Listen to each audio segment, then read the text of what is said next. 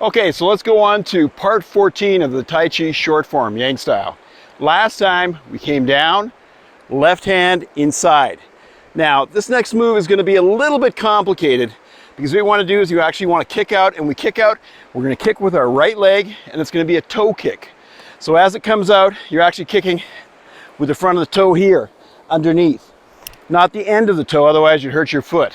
Okay, so coming down, left arm comes in, this is what we finished with last time, and then reach out, kick, and hit out at the same time, and chop. Then I'm going to have you come in, left hand inside, and we're going to strike out with both hands at the same time. We're going to do a low side kick with the left side. So, and out.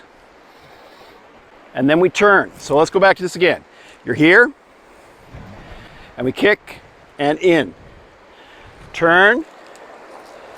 And this one, when we go out, we're going to hit out. So we come down, and this is a push kick. So come back in, and then strike.